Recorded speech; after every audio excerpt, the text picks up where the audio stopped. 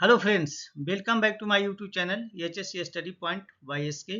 आज हम जानेंगे कि रिगिंग एक्टिविटी करने का सेफ्टी रूल्स क्या है। यानी कि जब भी मटेरियल हैंडलिंग कोई इक्विपमेंट यानी मैकेनिकल इक्विपमेंट के साथ किया जा रहा है तो उस समय क्या क्या सेफ्टी प्रिकॉशन लेना चाहिए, इस पे हम बात करेंगे।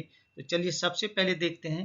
पहला क्या है, know the weight of the load, यानी जो लोड उठा रहे हैं उसका वेट जानना जरूरी है, तभी हम आगे एक्शन ले सकते हैं। तो सबसे पहला क्राइटेरिया क्या है, वेट जानना, लोड का वेट कितना उसको जानना।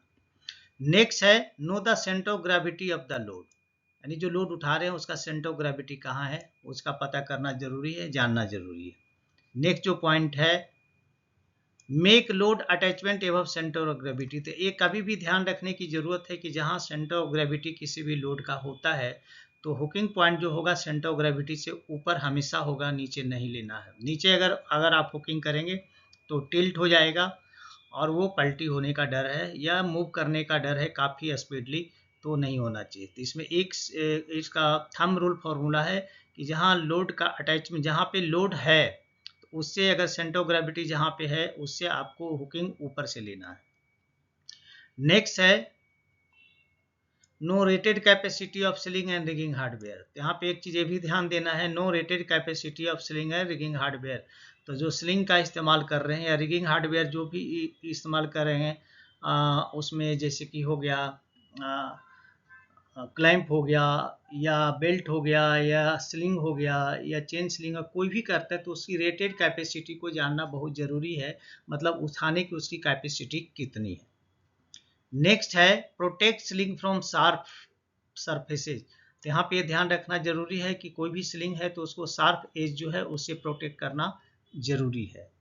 नेक्स्ट देखेंगे, attach tag line prior to lift is required, तो यहाँ पे क्या कह रहा है, attach tag line prior to lift if required, जब भी लोड को आप उठा रहे हैं तो वहाँ पे टैग लाइन का इस्तेमाल करना जरूरी है ताकि लोड के मूवमेंट को कंट्रोल किया जा सके।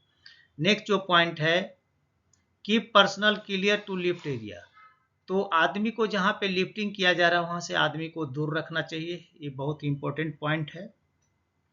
उसके बाद है lift load few inch and check rigging, जब भी कोई भी लोड को उठा रहे हैं तो सबसे पहले क्या करना है, लोड को कुछ ऊपर उठा के उसको चेक करना है कि लोड का मूवमेंट किस तरह का है, कहीं झुक तो नहीं रहा है। तो अगर झुक रहा है तो उसके सेंटर ऑफ ग्रेविटी जो है वो बराबर नहीं आया, सेंटर ऑफ ग्रेविटी के बीच में स्लिंग का अटैचमेंट नहीं है, तो उसका ध्यान रखना जरूरी।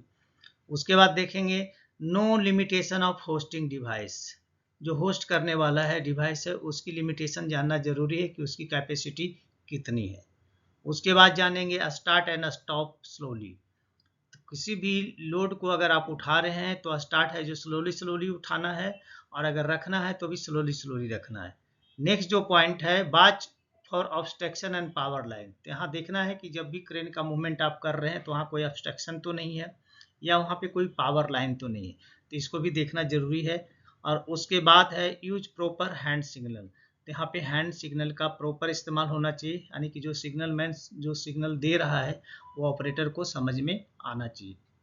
तो एक छोटी सी जानकारी थी कि जब भी रिगिंग एक्टिविटी हो रहा है या क्रेन से मटेरियल हैंडलिंग हो रहा है तो उस केस में सेफ्टी रूल्स क्या होता है, उसको कैसे फॉलो करना होता है, ये सारे सेफ्टी रूल्स हैं जिसको जानना बहुत ही ज़रूरी है। तो चलिए दोस्तों, यहाँ पे मैं आपसे रिक्वेस्ट करूँगा, अगर आप हमारे चैनल पे नए हैं तो प्लीज़ चैनल को सब्सक्राइब करें, दोस्तों में ज़रूर शेयर करें और बेल आइकॉन को ऑल पे सेट कर लें ताकि हमारे जितने भी वीडियो रिलीज हों उसका नोटिफिकेशन आपको टाइम से मिले। तो चलिए मिलते हैं आपसे नेक्स्ट वीडियो में, तब तक के लिए जय हिंद, वंदे मातरम।